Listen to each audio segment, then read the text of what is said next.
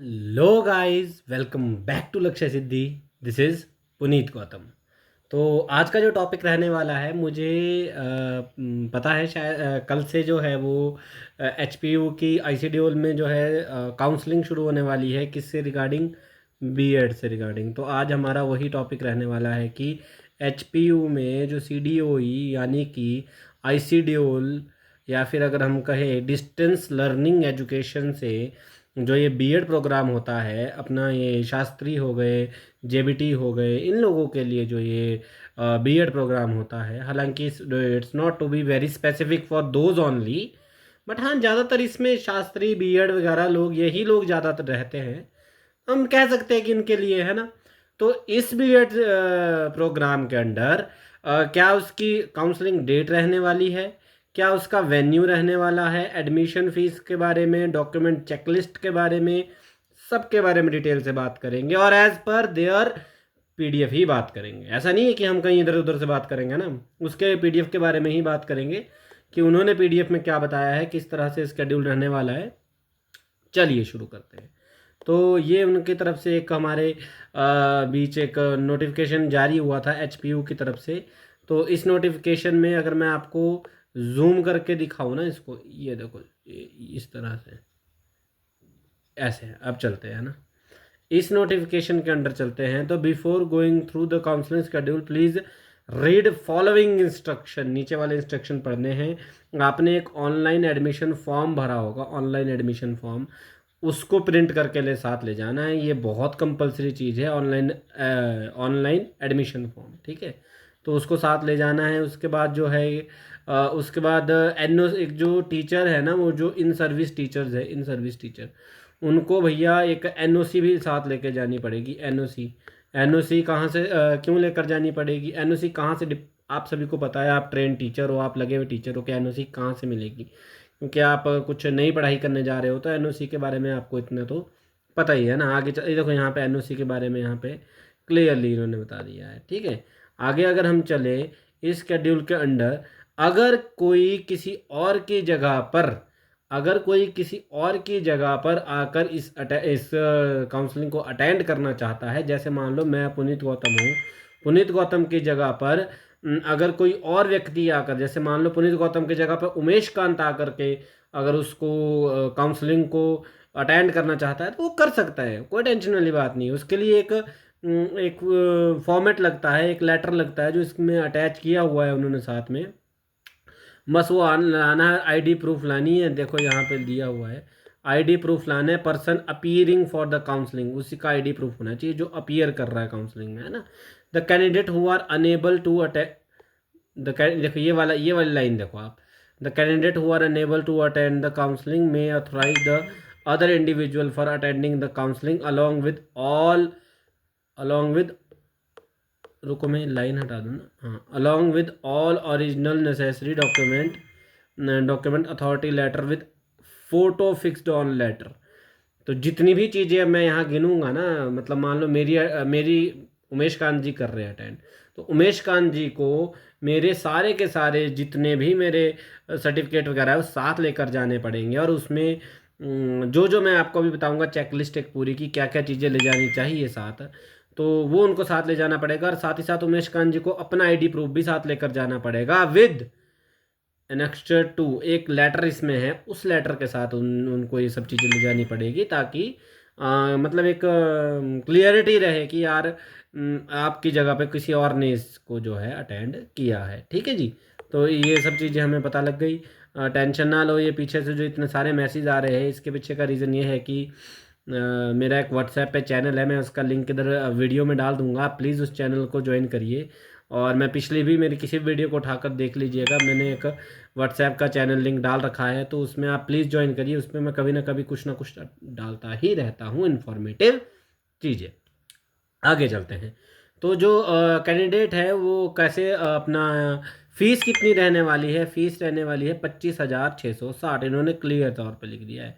25,660 जो है क्लियर तौर पे फ़ीस रहने वाली है, जो कि पूरे फर्स्ट ईयर की रहेगी, 2 साल की नहीं, सिर्फ 1 साल की फ़ीस होगी 25,660 रुपये। ये अभी बड़ी है इसकी फ़ीस ना, क्या कहते हैं इसको, अपना एचपीयू की फ़ीस ना अभी बढ़ी है पीछे, तो इसके बारे में बहुत सारी बातें भी चली थी। देखते हैं इसके ऊपर क्या बात होती है क्या नहीं होती है, ठीक है। अच्छा आगे चलते हैं। तो the eligibility of the application will be decided on the basis of last date of for applying eligibility of the applicants. Last date है अप्लाई करने की 23 अगस्त, आई गेस वो निकल चुकी है, अब 24 अगस्त हो चुका है।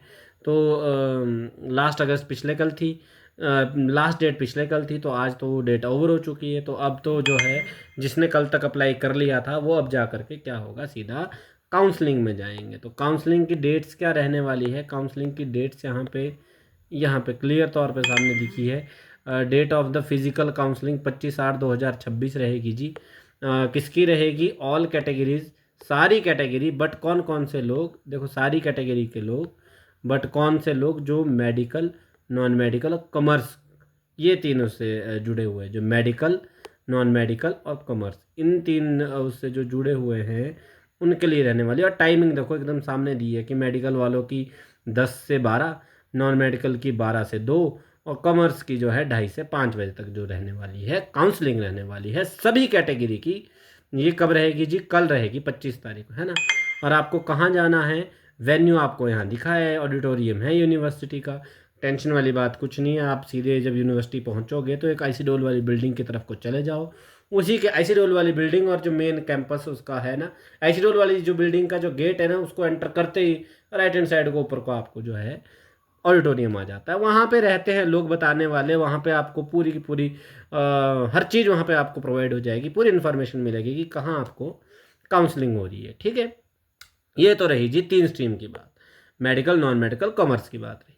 अब अगर आर्ट्स की बात आते हैं कि आर्ट्स वालों की जो काउंसलिंग हो कब रहने वाली है, वो 26 तारीख को होगी। 60% और उससे अबव वाले बच्चों की, 60% और उसके अबव वाले बच्चों की होगी 26 तारीख को।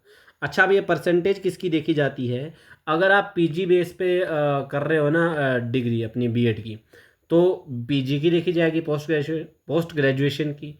अगर आप ग्रेजुएशन यूजी की या अंडर ग्रेजुएट या फिर ग्रेजुएशन के बेस पे कर रहे हो तो ग्रेजुएशन की देखी जाएगी ये परसेंटेज। अब यहाँ पे पंगा पड़ गया कि सर आपने एक पीजी बोल दिया, एक यूजी बोल दिया।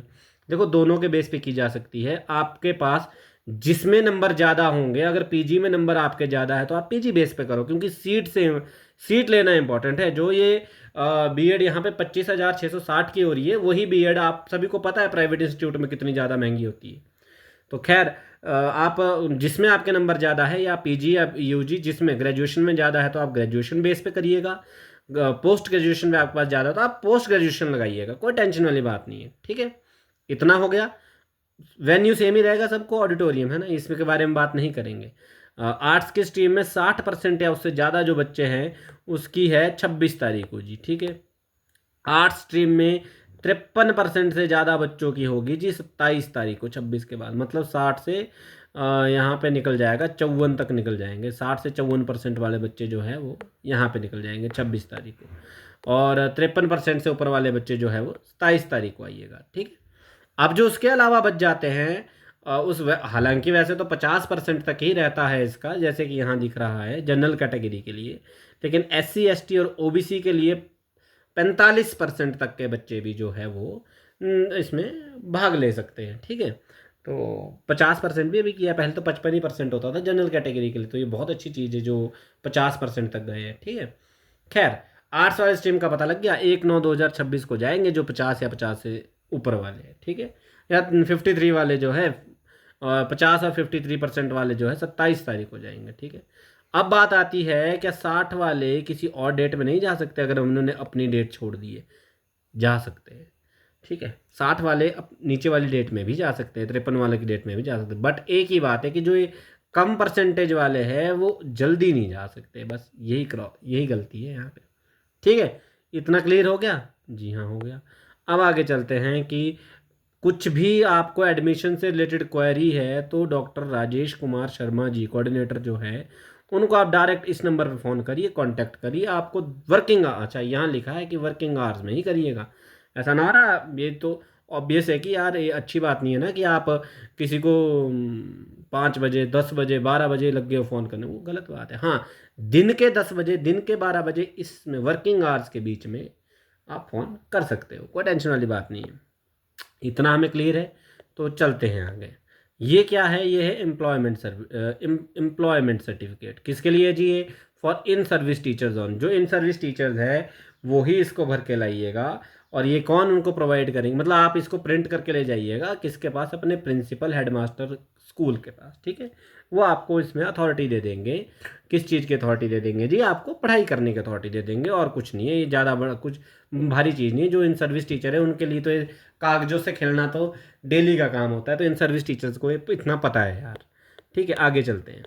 Authority letter format. Authority letter format है जी ये किसके लिए है? ये उसके लिए है अगर आपकी जगह पर कोई और इस चीज़ को कोई और अटेंड करना चाहता है। तो यहाँ लिखा देखो, authorisation letter of attending the counselling process admission और टू बैचलर ऑफ एजुकेशन की किसकी जगह? मान लो वही बात आ गई ना, पुनीत की जगह पे अगर उमेश जी करना चाह रहे हैं तो ये वाला authority letter Umesh ji sign करवा के ले जाएंगे। किससे साइन करवा के ले जाएंगे? पुनीत से साइन करवा के ले जाएंगे। जैसे कि आपको यहाँ पर दिख रहा है, इसमें सारी की सारी चीज़ें दे रखी हैं। रजिस्ट्रेशन नंबर इसमें डाल दो, एप्लीकेशन नंबर इसमें डाल दो, और अपना पूरा का पूरा लेटर बना करके क्या कर दो, दे दीजिए जी। ठीक है जी, इतना पता लग गया। ओके, आगे चलते हैं। तो आपको ये दोनों चीज़ें पता लग गई ना कि अथॉरिटी लेटर कहाँ यूज़ होगा और ये इन सर्विस का जो है एम्प्लॉयमेंट सर्टिफिकेट कहाँ पे लगेगा। ये दोनों चीज़ें आपको पता लग गई। उसके बाद ये जो इसकी थोड़ा सा ये साफ़ नहीं है ना, यहाँ पे देखो ये साफ़ नहीं है ना, तो मैंने इसका क्या किया है, इसका मैंने बहुत अच्छे से एक पेज इसमें ऐड कर रखा है ना। इसको अभी आप छोड़ दो। ये देखो हमने यहाँ पे जो है पेज अलग से ऐड कर रखा है, जो ऊपर था ना, क्योंकि वो अच्छे से दिख नहीं रहा था, इसलिए मैंने पूरा का पूरा बना दिया। देखो क्या क्या सर्टिफिकेट लगेंगे, देखो ध्यान से देख लीजिएगा। 10th का सर्टिफिकेट लगेगा, +2 का सर्टिफिकेट लगेगा, ऑब्वियस सी चीज़ें, दोनों चीज़ें। ग्रेजुएशन लगेगा, ऑब्वियस सी चीज़ें। डीएमसी जो आपको प्रोवाइड होती है, डीएमसी लेकर जानी है। ठीक है। अब जैसा मैंने कहा था, अगर आप पीजी के बेस पे कर रहे हो, पोस्ट ग्रेजुएशन के बेस पे कर रहे हो, तो पीजी की डिग्री लगेगी। तो पीजी की डिग्री भी ले जाना भाई, अगर आप पीजी के बेस पे कर रहे हो तो। नहीं कर रहे हो तो कोई टेंशन वाली बात नहीं। यहाँ तक क्लियर हो गया। अपनी प्रोफेशनल क्वालिफिकेशन जरूर लेके जाइएगा, जैसे जेबीटी, शास्त्री, एलटी, डीएलएड। इसका अगर आपके पास डीएमसी है ना, डीएमसी ही होती है इसकी, अगर आपका डीएमसी है वो जरूर लेकर जाइएगा। एक कंपलसरी सर्टिफिकेट है, 1 2 3 4 5 6। अगर अच्छा 6 नहीं, 5 तक तो कंपलसरी है जी, 5 तक तो कंपलसरी है। अब आगे चलते हैं। अगर आपके पास कोई कैटेगरी सर्टिफिकेट है, SC ST OBC या फिर EWS या फिजिकल हैंडीकैप, तो आप इसको भी साथ लेकर जाइएगा। फॉर ऑब्वियस चीज़ है कि अगर आपको ओबीसी की सीट क्लेम करनी है तो आपको ओबीसी का सर्टिफिकेट लगेगा। अगर आपको SC की सीट क्लेम करनी है तो आपको SC का सर्टिफिकेट लगेगा। ये पता है हमारे को, नॉर्मल सी चीज़। अब क्योंकि आपने कैटेगरी क्लेम करनी है तो बोनोफाइड भी बहुत ज़रूरी होता है ना। बोनोफाइड तो सबको ही ज़रूरी है। जनरल कैटेगरी वाला भी जाएगा तो वो भी तो दिखाएगा ना कि मैं हिमाचल से बिलोंग करता हूँ। बट जो कैटेगरी वाला सिस्टम रहता है वो सिर्फ हिमाचलियों को रहता है, हिमाचली के बाहर वालों को एक कैटेगरी वाला फ़ायदा नहीं मिलता। ये भी याद रखिएगा। खैर, बोनोफाइड तो ले जाना बहुत आवश्यक है। ठीक है, यहाँ तक हमें सब क्लियर हो गया कि जो मेन मेन चीज़ें थी। अब चलते हैं इन सर्विस टीचर्स के लिए। इन सर्विस टीचर्स को क्या क्या चीज़ें ले जानी पड़ेगी। इन सर्विस टीचर्स को ये चीज़ें ले जानी पड़ेगी जो यहाँ पे इसमें दिखाई दे रहा है। अच्छा, अब इसमें क्या दिखाई दे रहा है, इसको थोड़ा मैं जूम करूँ तो आपको और क्लियरली दिखाऊँ। ये देखो, ये जो ऊपर आपको इससे ऊपर पेज दिखे थे ना, उसी का ही। कौन से पेज? ये वाले पेज देखिए, ये वाले पेज। ये बहुत क्लियर साफ नहीं है ना ये वाले पेज, तो मैंने इसको इस तरह से थोड़ा लिख दिया था, है ना। तो आप ऐसा मत कर सोचिएगा कि इसने अपने से एक पेज ऐड कर लिया है, पर उसको क्लियर करने के लिए इधर लिखा है। तो इन सर्विस टीचर्स के लिए क्या क्या चीज़ें ज़रूरी है जी? देखो, ये ट्रेन इन सर्विस सर्टिफिकेट मैंने ऊपर आपको दिखाया, एम्प्लॉयमेंट सर्टिफिकेट मैंने ऊपर आपको दिखाया, NOC। क्योंकि आप इन सर्विस टीचर हो तो मैं आपको इतना एलोबरेटरी तरीके से नहीं बता रहा हूँ। मैं क्या, मेरे से 100 गुना ज़्यादा आप इन सभी सर्टिफिकेट्स के बारे में जानते होंगे, है ना। तो आप ये सभी सर्टिफिकेट जो है साथ लेकर जाइए। ठीक है, इन सर्विस टीचर्स की बात हो रही है, सिर्फ इन सर्विस टीचर जो लगे हुए हैं। कहाँ लगे हुए हैं? सरकारी में लगे हुए हैं। ये चीज़ याद रखिएगा। ठीक है, आगे चलते हैं। अन्य आवश्यक चीज़ें क्या लेकर जाइएगा? तो ऑनलाइन एडमिशन फॉर्म, जो मैंने बोला कि जो आपने एप्लीकेशन फॉर्म, जैसे जैसे आपने एडमिशन फॉर्म भरा, 1700 कुछ का भरता है, पता नहीं अब तो शायद कितनी फ़ीस होगी। हमारे टाइम मैंने तो 1700 रुपये का भरा था। 1700 के आसपास का वो फॉर्म भरता है जी। उसको प्रिंट करिए, उसको साथ लेकर जाइए। वो कंपलसरी चीज़ है ना। उसके साथ ही साथ अपने अकाउंट में इतनी धनराशि जरूर लेकर जाइएगा, क्योंकि सीटें मिल जाती है, इतना मैं बोल दूँ। मोस्ट प्रोबेबली सीटें मिल जाती है, 50% तक के बच्चों को भी सीटें मिल जाती है, ठीक है ना। तो इतनी पैसे धनराशि जो है साथ लेकर जाइएगा, और अपना एटीएम कार्ड या क्रेडिट कार्ड, मतलब जो भी कार्ड आप ले जाइएगा उसको ज़रूर साथ रखिएगा, या फिर आप शायद तो जीपे से भी हो रही थी उस टाइम पे। पर देखो, अगर आपने फ्रीली रहना है ना, एकदम टेंशन फ्री, तो प्लीज़ कार्ड जरूर कैरी करिएगा। हो सकता है ना हो सकता है हो जाए, तो खैर फीस जो है जैसे ना तैसे करनी ही पड़ेगी, ठीक है। फिर आती है बात लॉगिन डिटेल्स की। लॉगिन डिटेल्स जो आपका एडमिशन पोर्टल का लॉगिन आईडी पासवर्ड है उसको याद रखो या कहीं लिख लो, क्योंकि कई बार कुछ ऐसी चीज़ें वहाँ पे सामने आ जाती है कि हम फंस जाते हैं कि यार अब क्या करें। उसके लिए जो है लॉगिन आईडी पासवर्ड जो है याद रखना चाहिए अपना, ठीक है। आगे चले तो फ़ोटो आईडी प्रूफ तो हमेशा रखना होता है, मैंने वहाँ पे मेंशन नहीं किया इसीलिए क्योंकि आधार कार्ड के बिना तो आज की डेट में कोई काम होता नहीं है। आधार कार्ड जरूर साथ रखिएगा, ठीक है। अब ये जो होता है यूजीसी डीईबी लेटर, इसमें क्या होता है कि यदि आप अगर किसी अन्य विश्वविद्यालय से हो, मतलब आपने अपनी डिग्री, अगर यूजी के थ्रू आप अपनी वो बीएड कर रहे हो तो अपनी यूजी की डिग्री, अगर पीजी के थ्रू अपनी बीएड कर रहे हो तो पीजी की डिग्री अगर किसी और यूनिवर्सिटी से करी है, तो ये एनेक्स्चर 3 वाला फॉर्म जरूर साथ लेकर जाइएगा।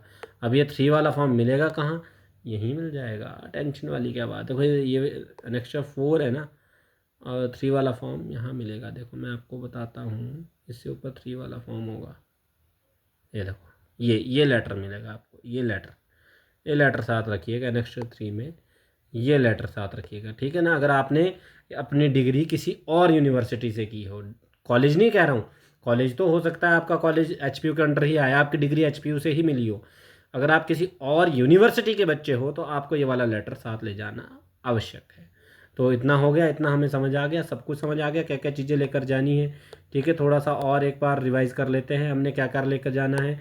हमने 10th लेकर जाना है, +2 लेकर जानी है, और ग्रेजुएशन की डिग्री ले जानी है, डीएमसी मतलब। और अगर आप पीजी के थ्रू करना चाहते हो तो पीजी की डीएमसी ले जानी है। इन दोनों में क्या फ़र्क है, अगर पीजी में नंबर ज़्यादा है तो पीजी के थ्रू करिए, यूजी में मतलब ग्रेजुएशन में नंबर ज़्यादा है तो ग्रेजुएशन के थ्रू करिए, कोई टेंशन वाली बात नहीं है, ठीक है ना। अगर प्रोफेशनल डिग्री साथ लेकर जानी है, बीएड, जीएवीटी, डीएलएड, एलटी, मतलब जो भी प्रोफेशनल क्वालिफिकेशन आपके पास है, कैटेगरी है तो कैटेगरी का सर्टिफिकेट साथ लेकर जाना है। और वो कैटेगरी के सर्टिफिकेट में डेट जरूर देख लीजिएगा कि कहीं एक्सपायर ना हो गया हो। साथ ही साथ एचपी बोनोफाइड, हिमाचली बोनोफाइड का सर्टिफिकेट जरूर साथ रखिएगा। बोनोफाइड साथ रखना कंपलसरी है सबको, वेदर इट्स जनरल कैटेगरी और एनी स्पेशल कैटेगरी, ठीक है ना। और इसके अलावा जो है 25,660 इतने पैसे जो है साथ रखिएगा, क्योंकि मैं अभी भी कह रहा हूँ कि सीट मिल जाती है। तो 25,660 पैसे जो है साथ रखिएगा। और वो फीस देने के लिए क्रेडिट कार्ड, डेबिट कार्ड, कुछ ना कुछ कार्ड अपनी सेफ्टी के लिए साथ रख लीजिएगा, वैसे तो वहाँ पे ऑनलाइन पेमेंट हो जाएगी। तो इतना हमारे क्लियर हो गया। डेट्स कब है एक बार उसके बारे में बात कर लेते हैं। डेट्स कब है, कब आपकी काउंसलिंग है, तो एक बार डेट के बारे में क्लियर कर लेते हैं। यहाँ देखो, जो मेडिकल, नॉन मेडिकल, कॉमर्स वाले हैं वो 25 को जाएंगे, यानी कि कल। जो आर्ट्स वाले हैं 60% से ऊपर वाले बच्चे जो है वो परसों जाएंगे। वही आर्ट्स की ही स्ट्रीम, आर्ट्स की ही ये 3 डेटें हैं। जो 53% से ऊपर वाले हैं, 53% से 60% तक के बच्चे हैं, वो 27 को जाएंगे। और जो 50% से 53% तक के बच्चे हैं वो 1 तारीख को जाएंगे। और जो कैटेगरी क्लेम कर रहे हैं वो 45% तक के बच्चे भी जा सकते हैं। इसके अलावा अगर आपको कोई और नोटिफिकेशन चाहिए, कोई और जानकारी चाहिए किसी भी चीज़ के लिए, तो डॉक्टर राजेश कुमार शर्मा जी को आप जो है कॉल कर सकते हैं, क्योंकि he is the coordinator of this programme. Okay जी, उनका नंबर यहाँ लिखा हुआ है और आगे सिंपल शब्दों में लिखा है कि kindly contact during working hours only. तो मेरी इस इंफॉर्मेटिव सी वीडियो में सिर्फ इतना ही। हो सकता है इसकी डेट्स चेंज हो या नहीं हो, तो उसके बारे में आप जो है उसमें ज़रूर देख लीजिएगा। किसमें, अपने एच के ऑफिशियल साइट पे जा करके, है ना, hpu.university.com.in जो भी होगा, आप सिंपल गूगल पे सर्च करो HPU और उसकी साइट आ जाएगी।